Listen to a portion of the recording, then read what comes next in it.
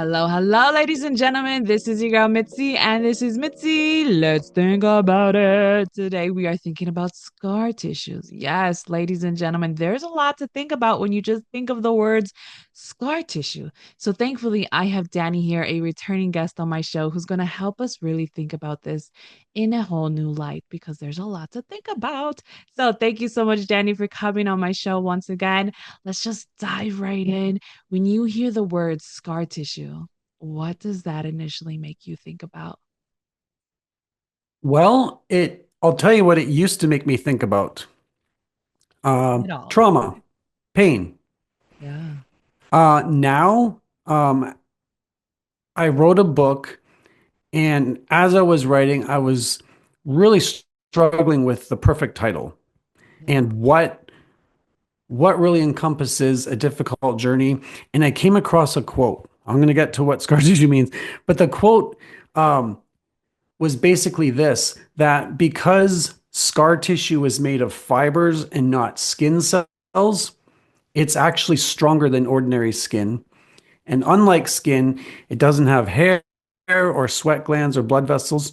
So scar tissue is actually stronger than like normal tissue. And it's because it's a healed wound. So when I hear scar tissue, I think of a wound that's healed and it's Yeah. got a story to tell. It does. To be honest, that's what I think about scars. When I see someone's scars, I'm like, you know what? You're resilient. You have been through something that was meant to break you, that was meant to tear you apart, but you kept on pursuing forward. You kept on going. And when you have that scar at first, when you have that open wound, you don't feel okay. You know what I mean? You don't No. feel like things are gonna be possibly better. If it's like a paper cut, yeah, it hurts my soul every time it hits. It's like fluid, some type of water. But when it's like a big wound on your arm, on your chest, on your body, oh Hmm. my goodness, that takes a toll on you. And every time you look at it, it can bring you flashbacks, and people can have PTSD, and it's crazy because it's like, will you look at it and always feel sorrow? You know what I mean? When will it put you in a place of sorrowfulness and just sadness of knowing what that moment was? Or are you gonna have strength and like pride knowing Hmm. that you've overcome that? And I think like it's on both ends of the spectrums when it comes to those scars, because you never know what someone is going to subjectively perceive when it comes Right. to scars. So that's why I love this. And when you said you were having a difficult issue picking this out for a title for your book, I mean, scar tissue is low key the best title for your book, considering the fact that you went through so many surgeries throughout your life. So when you look at your scars, what does that make you feel? Like, what does that make you think about? I look at my scars as something now to be proud of. It took Mm. me a while because originally, you have these scars, they're kind of embarrassing, but every scar is a story. And for me, my scars represent pain and trauma that's been healed. You talk about, or you mentioned open wounds. An open wound cannot heal. It has to heal, and there's scar tissue from that. And that's kind of like the badge saying, hey, this wound is healed, and here's what's stronger now. And so I really look at scars as or scar tissue as being like it's a concept, it's a mental attitude. It's like, yes, I'm going through this horrible thing, but I'm going to become stronger. And it's because I perceive or I see purpose in what I'm going through. I'm going to become stronger through this. Yeah. So for me, I don't go flashing people, but I'm proud of my scars now because, and it's true. Like if you see somebody with the scar, your first inclination is, what's the story? How did you get that scar? And so to me, when I see my scars and people ask me what happened, that's an opportunity just to say, look, here's my story, and let's talk about it. Right? Because I mean, your scars are right on your chest. So do you do like the Superman pose? Like, like No, you can't no, really do I that. have. I haven't been kicked out of public places yet or done that, but it does come up. Like I've got scars like on my stomach and my wrists, and all surgery related. Yeah. But it does give me an opportunity to say, look, here's a story. And it's a good story and it's a story of healing. And that's what I love being able to share. Exactly. The story of healing. Oh, I just that alone, hopefully you can have people realize like it's about healing. If our body takes time to heal, imagine our hearts. And I think that's one of the hardest things is that we have scars in our hearts that people don't see. You know what I mean? We have Hmm. scars in our hearts that some people feel that are still open wounds. You know what I mean? So what would you say to those people that are going through that right now? The natural question to ask, like if you're injured physically, emotionally, in whatever way, the natural question is to ask, why? Why did this happen to me? Yeah. I didn't deserve this. And so I wrestled with this in my book. Like I don't think you'll ever get a satisfactory answer. Hey Mitzi, this is why this happened to you. Hey Danny, this is why this happened to you. I don't think I'll ever know. And it's the first question we always ask. Yeah. But I do think if we ask, what can I learn from this? Yeah. What am I being taught in this? Suddenly, I've got all kinds of answers as to, hey, I can learn resilience. I can learn just being persistent. I can learn to be disciplined. Like I can learn all kinds of things through this. And so that when people see your scars and they ask you about this, I can't say what, sorry, I can't say why, but I can say, here's what I've learned. Yeah. It's basically switching your whys to what. Because Exactly. when you were talking about that, and you're absolutely right, we always go to the why. Why me? Why him? Why my child? Why my spouse? Why my mother? Why? But we never ask how we can switch it, what we can develop from it, what we can learn from it, how we can evolve from it. And I think that's what I loved about your book is when you put your parents' perspective in there and how they devoted themselves deeper into God just so that they can know that their child will make it through these surgeries. Oh my Hmm. goodness, I love that perspective when you added that in there. I really did because it made you realize from a different perspective, from the parents' perspective, like they had they had an open wound themselves. They had a wound Yeah. that was exposed because that was their child, and they knew that they had to give it to a higher power because they could only do so much. All they can do is give you to a doctor, to a medical field, to hopefully resolve the issue that was being presented in front of them. You know what I mean? And the Yeah. fact that they relied on God, and the fact that they grew a greater faith foundation together. Now that Hmm. is also inspiring, and that's also what I loved about your book because people don't do that, or parents usually go drift apart because it's Yeah. back and forth. But you brought unity back together. You show people a different way how wounds can unite instead of separate the way that people expect wounds to do. And I Yeah. think um a lot of comes down to forgiveness of yourself. You know what I mean? Yeah. You got to forgive yourself for the things that you can't control. And then you got to let that go and move forward and move on. I'm assuming you talked to your parents when you were writing your book. What other details, can you share about that? Well, it's interesting you asked that. As I was writing, if you look at it, the first 11 chapters, it's really my parents' story. Yeah. It's them dealing with me as a child and having to go through all this. And when I was thinking about writing, of course, I was a little kid. There's a lot of details I didn't know. So I asked them. And Yeah. I probably spent with them probably 3 or 4 months Wow. just getting details and surgery dates and procedure names back and forth. And they told me every time they went back and looked at things, it was like reliving it. Yeah. And I was at a book launch about a year ago, and somebody came up to my parents. Of course, my dad was there, and he spoke briefly. And somebody asked, they said, "You must be really proud of this book being out there." And his answer kind of surprised the person. He said, it's been one of the hardest things because they've had to willingly subject themselves to going through that over and over and over. But I think for them, they are incredibly proud that that they see purpose even in this book being written and in how I've handled it. For them, it's kind of completed their journey, their part of it. Yeah. It's like a bittersweet moment. You know It what I is. mean? Because it's sweet to know that that my son has evolved and grown and he's able to look at this in a different perspective and to help others out there. But it's a bitter moment for myself because now it brings back those memories.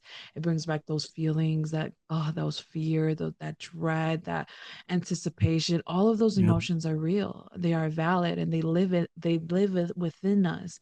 You know what I mean? Through time and time again. So to hear your dad say that, I mean, I think it's anything but it's validating. You know what I mean? It's Hmm. validating that he has scars within, you know what I mean? And you Yeah. have scars without. So it's like without like on the outside of you. So you guys either way, you guys complete each other because you needed him to have your story and he needed you to even have that testimony, you know? Yeah. So Yeah. it's a beautiful thing. So I have to ask you, are you going to turn this book into a kid's book? Because I think you have probable cause to make this into like a little kid's book because I could imagine being a mother and having my child in the hospital room and just passing them this a book in a child's form and be like, listen, read this. This child went through this. You can go through this too. I think that'll be inspiring. I just to plant a seed in your mind, you know what I mean? You should think about it. Actually, it's funny you say that. What's I some of it? have like spun this into a devotional, and I've also had early talks with another artist about what a kid's book would look like. And this it can be like, going through something very traumatic. It can be very heavy. So I had Mhm. the idea of, it's not people, it's an animal. Mm. And the child is like a sheep and he's very scared. But when he's brave, he sees himself as a lion going through this. So I'm kind of playing with the idea and the exact story, but absolutely, yes, I've thought of it. That's an interesting story that you chose a sheep to be a lion because I remember having a guest on my show who was talking about how a lion cub was born in amongst sheep and he thought that he was a sheep. So when another lion came to attack the sheep, he thought that he was going to get attacked, but in reality the lion was coming to remind him that he's a lion and not Hmm. a sheep. You know what I mean? So to either way, that's a good resemblance because it just reminds people of what we have within us. You know what I mean? Yeah. And not to get distracted by the outside, you know? And I noticed that a lot of people who have like physical scars on the outside of their face. They have complex, you know what I mean? They feel ashamed. They Yeah. feel like society just is pushing them away as a reject because they hold their scars on their face and they no longer look the way that they used to look. You know, Right. and that's a big burden on them. The hearts are so heavy with those individuals. So what type of advice can you give to somebody who may be going through that right now? I've had that as a kid where I was embarrassed. I'd cover up. It was challenging. But I think when you respond that way, where you are ashamed, you are embarrassed, and I'm saying this as somebody who's gone through it, so I'm not passing judgment. It means you're still processing, you're still going through it. You have not become scar tissue. Like you have not overcome. I don't know if that's the right word, but it just tells me there's still a struggle. And maybe that will always be there, but maybe you struggle less down the road. Mm. Um, it's a challenge because you want to fit in, you want to be like everybody else, but you're not. And there's something unique. And that's why I say, why don't I look like that? You Yeah, can't. I think that the rule is you have to ask, what can I learn? yeah, And I've seen some of the most, I call them my brothers and sisters. I've seen people that have gone through horrible things and they're scarred or they're missing limbs. They're my brothers. They're my sisters because they've faced trauma, they've healed from it, but they're not ashamed of it. Hmm. I love that. And I think one thing that you said, like a light bulb came into my head when you said it was, it brings me back to what somebody else said once was, we ask questions for the wrong time and we receive answers in a different time. You know what I Yes. mean? And that's one thing that that really sticks with me is that we think we want the answers to a specific question right now in our now in this moment, but sometimes we won't get it right now. We'll get it later on in time when it comes and processed to us once we've healed a little bit more, once our tissue is in an open wound, still gushing out blood. So when you talked about how, you still haven't developed that scar tissue and you're still in that sensitive spot, that wound is still open, and where you still feel that shame, where you still feel that guilt, I think time is going to be their best friend, because time and just having an open mind, you know what I mean, I Hmm. think it will really help anybody who is going through this open wound stage to realize like it will eventually become a scar. It will eventually cover over and you will be healed and you'll be okay. And when you do and you are ready for that stage, um I think the most important part is just reminding yourself that you're still whole. You know what I Yeah. mean? And when you talked about how I've met people who have lost limbs, I have lost, you know what I mean, who you know what I mean? They no more leg, no more arm. And it's just like you're still whole. You know what I mean? Yeah. Just because you're one limb less doesn't mean that you're less of a human being, or anything like that. And I think reminding us that we are whole no matter what form we are portrayed in, I think that Hmm. is something beautiful to keep in our hearts, because, man, the world and trying to be like the world and trying to be accepted by the world can be so much of a burden that you forget that you're unique as you are, and that you do have your unique story. So I appreciate you saying those words, because I think it's a great reminder that we are so similar in so many ways, but we are also so unique in so many ways that to taint ourselves or to diminish ourselves to try to conform to something else it doesn't fit. You know what I mean? Like my kids right now, they like these little Kate play looking thing shows, and Hmm. they have this box where it's like a triangle and they're squares, clay, and they're trying to squeeze themselves in this triangle form, and then they lose all these parts of themselves when they go in, and then they become a triangle, but they lose all the other goodness that was part of them. And it just made me Yeah. realize like we are squares, or we are circle, we are a certain shape as we are, and we are trying to force ourselves into a different shape because what? It looks better, it acts better, it perceives better. So I Yeah. think that is something that is it requires a lot of self-work. Am I right? Yeah. Well, I've even been asked at heart surgery, but I think I would fundamentally be a completely different person. I don't like Yeah. to think about who I might have been because that everything that I've gone through has taught me something. Mm. And I think for anybody, the underlying truth in all this is you have to assume or you have to go into it believing there's a purpose for what you go through. You have to start there. Yeah. You have to believe that there's a purpose through this. And I think that's the hardest thing is people get stuck in a pity party on the wrong questions, like we were talking about earlier. They really get stuck in that portion of life, and I see it all the time. I mean, you could drive around in any neighborhood. Doesn't matter if it's rich, doesn't matter if it's high class or in the slums, anything in between. We are all going through this identity crisis, you know what I mean, of trying Mhm. to find who we are and where we belong. And we start comparing ourselves to other people. And I've been diving real deep into the Bible lately, and there's these so many comparison traps that just trap us into believing that we are not good enough, or we're not ready. But I feel like having that scar tissue, seeing that scar tissue reminds us that we are perfect because it heals on its own. You know what I mean? You didn't do Mhm. anything. Yeah, maybe you put Neosporin on it, or antibacterial on it, and some alcohol, dab it down. You know what I mean? Clean it out so it doesn't Yeah. get a bacterial infection.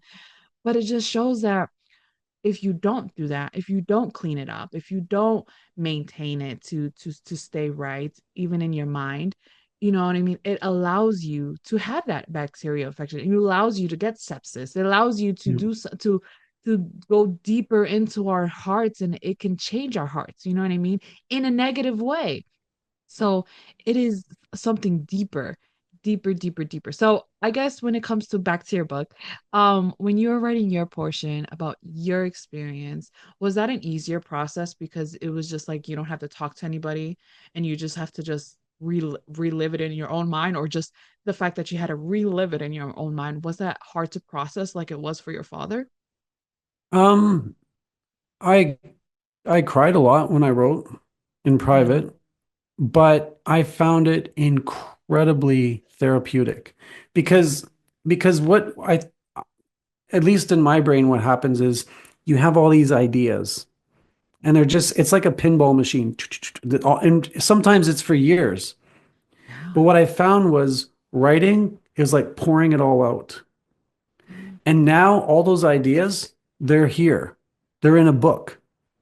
And what's actually happened for me is all the trauma that growing up I just thought, "Oh, this is normal." I realized as an adult looking back, that wasn't normal. I was trying to process things a certain way. But what I found it just helped me focus it all. And now there's a lot of details that I'm actually starting to forget because they're not up here anymore. Mm. So my encouragement, like if you've gone through, I don't, it could be a divorce, you lose a parent, a child, write about it. I don't mean publish it. I just mean write. See your own words on paper because we say things in our head that we would never say to somebody else. But I think for me, when I wrote and I saw what I was thinking, I realized, man, I got some work to do. Yeah. Yeah, it makes sense because not only when you're writing it, you use when you're focusing on a certain section of the memory or of the experience, once you write that down and take a second and you go back in, you realize, hold on, there was more to this situation. There was more that was happening in the room. There was more that was going on. And when you're able to take that into consideration, it gives you it gives you a like a brighter understanding of what's happening. So Perspective. yes, Yeah. yeah, perspective. Thank you. That's the word I was looking for. It's slipped my mind. But yes, that's exactly what it is because you allow yourself to really see things in a different light. You're no longer living a mirage, and you're able to identify the voices that are really yours, you Yep. know, God's voice, and the nonsense voices that are here to disrupt you and to make you believe something that was never there. You know what I mean? So once you do that, I think that is a beautiful, just therapeutic motion because, like you said, you don't have to necessarily publish it, but you do Nope. have to get it out in some way, shape, or form. You got to do it in song form. Sing it, ladies. Sing it, gentlemen. But if you got to write it out, write it. I think that is just expressing it through art. You know what I mean? And I Yes. think that's the beauty of art is that there's no wrongs that you can do. And I think that's why I feel so sad for artists who represent like the dark side. You know what I mean? Hmm. They are really judged, but only if they realize there's so many people who feel that darkness. There's so Yeah. many people who feel this turmoil within them. So you can't judge them because you want polka dot and rainbows and a unicorn frolicking in a field when instead you're getting somebody who drew a picture of them like separating their skull over and over and over again. You have to ask, well, why they What? did Yeah. this, Yeah. what made them feel this way. You know what I mean? Or you don't even have to ask, you could just look at it and feel what they feel. And that's why I love going to art shows and things like that because man, one, I walked by and I felt that artist's emotions in the drawings, and I feel it when I read the book. When I was reading your book, I was there with you. I was just like, I was there with your parents. I was like, wow. I was just like, oh my goodness, I couldn't imagine. But then the more I would read your parents' perspective, I was like, wow, that gives me peace. That gives me peace of mind that if God forbid, my child ever has to go through something like this, I know that who I need to lean on more is just God. Because the Yeah. fact that your parents lean more on God with every visit, every doctor's visit they went to, every time they had to talk to a doctor. I mean, that right there made me realize like it, the connection is real. You know what I mean? The connection is real. We just have to tap into it, you know? Yeah. Yeah, Yeah. 100%. And I've talked to people even recently. I know someone that's gone through really, really dark trauma, and she's dealt with it through poetry. I Mm, know people that write music, but the important thing is they're processing it, right? And I know, like to your point with my parents, I think the divorce rate for children with congenital heart disease, like the parents, it's like almost 90% yeah. because it does tear families apart. It is a horrible, um, it's just very traumatic. And they saw purpose in what they were going through, and they just said, God, get us through this together. And it's been such a long journey, but I just think that's been the resounding theme that I want to just get out there is like there's reasons why we go through things. We may not know it, but let's learn from it. Yeah. Because There's somebody else is going to hear this podcast or read your book or listen to your music or see your art and they're going to say, I need that. exactly. And it doesn't have to be right now. It could be years from now. And that's what I tell myself. It's like I'm not publishing or I don't publish for the now. I don't publish for the people who are in now of this day. No, no, no, no. I publish for the people for tomorrow. I publish for the Mhm. people who are going to come years later, who are going to need this information, who's going to learn from it when it calls their hearts. You know what I mean? And when we have to listen to our heart, we have to lean on it and know that it's trying to heal something within us and we can't block it off because there is, like you said, there's purpose in our walk, there's purpose in what we go through, and it's our testimony. So I guess just a random question I have to ask you. Mhm. If you could have any superpower, what would your superpower be? 'Cause I don't Um, think I asked you that question last time, and I really do want to no. know, with everything that you've been through now and that you're striving for, I mean, what could be your superpower? See, I've actually given this some thought, not recently, but like there's no point in being able to fly unless you have Okay. invincibility because you're going to hit a plane or a bird. And so if you're just Ooh. really weak and you can fly, like, or you're going to get really cold. So I don't know. I'd have to go with like a combo. I want Okay. fries with my superpower. I'd need like invincibility and flying. Okay. I mean, that makes sense because I had somebody talk on my show who's like, "Oh, I just want to fly. I just want to just go from one place to another." And I was just like, "Oh, okay, cool. I got you. That's great." But I never considered the fact of me hitting a bird, a swarm of bees, you know what I mean, running Yeah. through me, you know what I mean? Something like that, you know. So that makes sense. You need a defense field. Yeah. And to be able to go through that because just the wind, the turbulence, everything that'll knock you over. You think you're on a straight path, and then boom, you get through that turbulence, and it Yeah. sucks you over, and there you go. I'm in Canada. It's cold up here. Like I don't want to fly in the winter. I know, but is it true? I heard that Canadians have some weird obsession of flying because they see seagulls fly, they see like geese fly, they see all these birds fly. So it's just an obsession of them that they just want to soar. Is that true? Uh, maybe with some. I I it's don't know. possible. It's Possible. possible. I mean, I'm gonna put you in the yes category because you said you want to fly, but I like the Yeah. invincibility part because you could have like, like Marvel when Iron Man added that insulation in Spider-Man suit. Yeah, You exactly. know what I mean? Like, oh, I'm toasty in here. Yeah, like if I'm toasty and I'm flying through and I happen to be in the Arctic Circle, well, then hey, at least I won't die. You know what I mean? I won't freeze to death or have a frozen pinky at the end of this. So yeah, Exactly. I feel you on that. So thank you so much for coming on to my show, Danny, and just sharing this experience with me because I really do enjoy your perspective.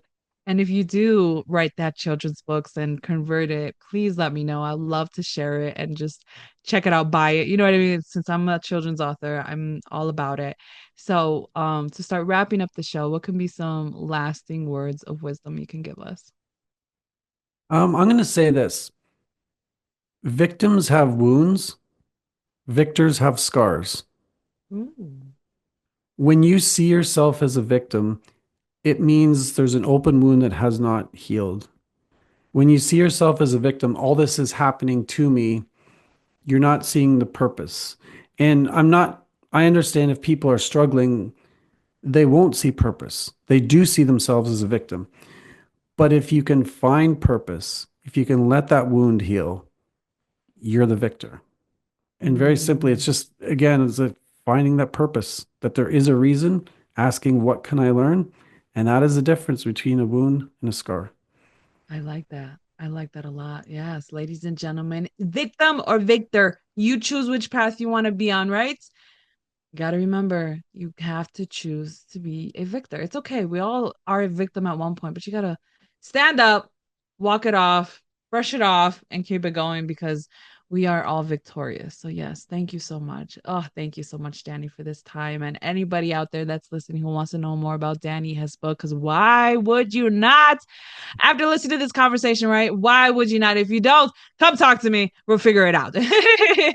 Please check him out. I have his lovely photo on my website, along with access to his website, so that you can continue on thinking, right? So, with that being said, bye.